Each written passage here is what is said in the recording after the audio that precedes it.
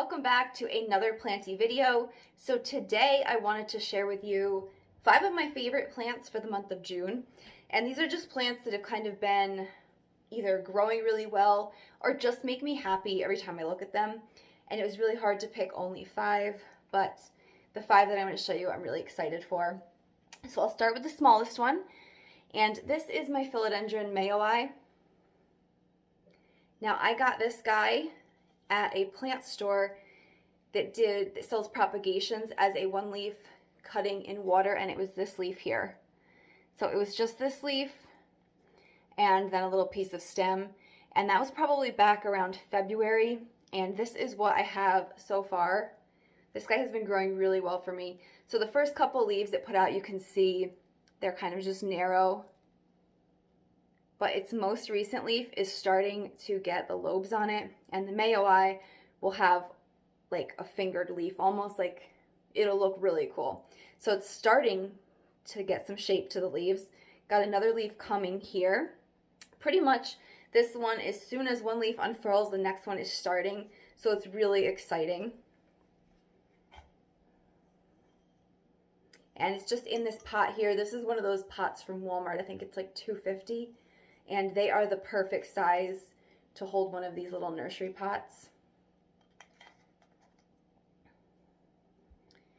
Now, the next one I'm going to show you is another philodendron. And this one I picked up at a plant swap. This is my Philodendron Jungle Boogie. And I had this on my wish list for a while. I just never picked it up. I kept seeing it in the store and I kept getting something else instead. And then when I went back, it was gone.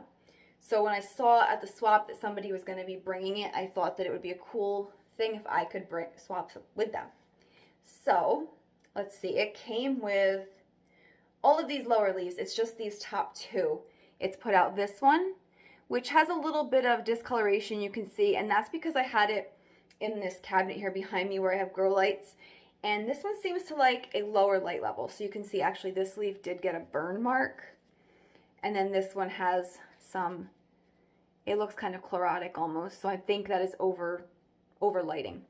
So I moved it. This one is coming out. Hopefully this one will just be normal. And the next one is already starting. But there's just something about the shape of these leaves, kind of like the long serrated leaves, especially as they get more mature. And I don't know, it's just kind of wild and fun looking.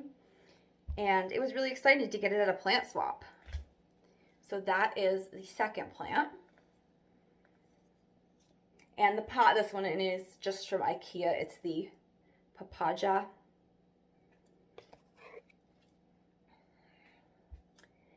Okay, and then I will show you my last philodendron for my favorite plants of this month. And that is my Philodendron Squamifurum. And this one, since I've got it, it has not stopped growing. I got it actually, I want to say sometime around like February. So it shipped to me in the cold weather with a heat pack. It grew right away. It didn't take any like adjusting. It came with, let's see, I think 3 of these bottom leaves. Everything else it's put out has been in my care. And pretty much you can see here at the top, I will show you. As soon as one leaf is coming out, so you can see this one is starting to unfurl, the next one's already started. So it's constantly growing for me, and that's kind of fun because I like plants that do things. And then the fact that it has these fuzzy petioles, that is awesome too. And then I just have this guy. You'll notice all my plants are in nursery pots inside of other pots. I find it's way easier to prevent overwatering that way. And then you'll also notice that I kind of, I drill extra holes. If I can't get one of those clear orchid pots with the holes all over the sides, I kind of make my own. So, but yeah, this guy, I mean, he's just so exciting. This one here is the most recent leaf, and let me show you with the head test. I mean, the leaves are getting big. Maybe eventually I'll have to propagate it because it's going to be tall enough that it reaches my other plants hanging above it. But for now, I'm just letting it grow wild. Okay, now I'm going to show you an Alocasia. And just this year, I have finally allowed myself to get into Alocasia. I was scared too. I was thinking that they are so hard and I'm going to kill them, but then I realized like if I don't try, I am never going to know. So I started out with some basic ones, the Poly, which for me is probably the hardest of them all. The Regal Shields I've had going now for over a year and a half, and that one gave me the confidence to move into some of these smaller jewel Alocasias. So this one is the Maharani, also in the IKEA Papaja plant pot. Let me just pull him out of here so you can see. Okay, so this one has a lot going on. This is in one of those orchid pots like I like, because you can get a really good idea of when your soil's dry. But this started out, let's see, when I brought it home, it had this leaf, which is starting to yellow. This one's starting to yellow too. This was the first leaf it put out, and I tried to help it and I damaged it, so don't try and help your plant. It'll do its own thing. Then we got this leaf.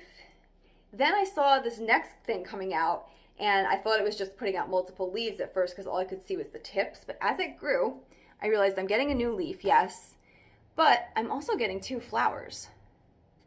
So I've got a flower here, and then there's another one right there.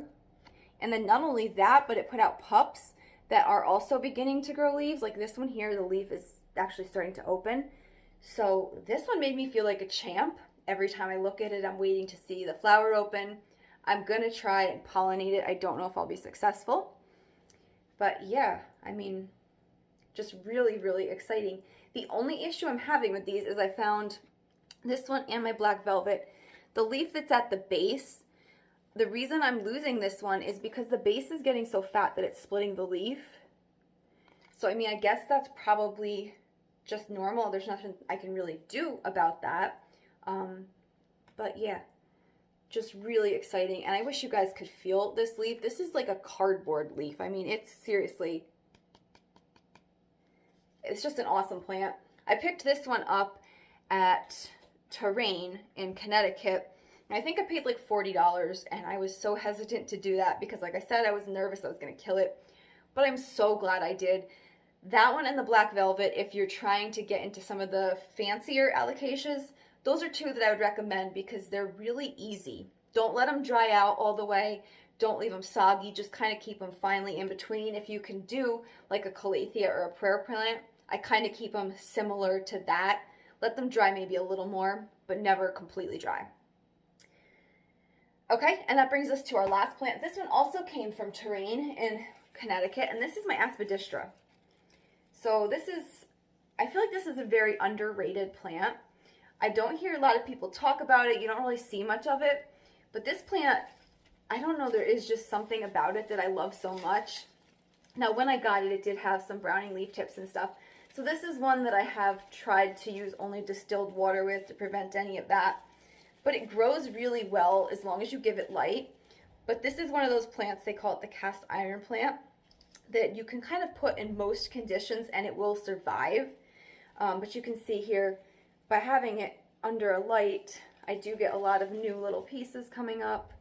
And this one I've had now, I got this I think back in January, and I don't know, I'm always excited to look at it. I love how it looks, kind of tall and strappy. And I think this is called the Milky Way, the one with the polka dots on it. Just a really exciting plant, and I just realized we're gonna have to repot soon. But yeah, if you can find an Aspenistra and you need something that's kind of a statement-y type plant for a lower light area or pet friendly, I'm pretty sure these are pet friendly. If it's not, I'll put it on the screen. But yeah, definitely get one of these. These are awesome. I think they're so underrated. Okay, so that is it for my top 5 plants of June. I hope you guys enjoyed seeing what was kind of making me happy this month. If you have any questions about the care or anything about them, just drop it in the comment box and I will try and get back to you. Thank you for watching, and I'll see you in the next video.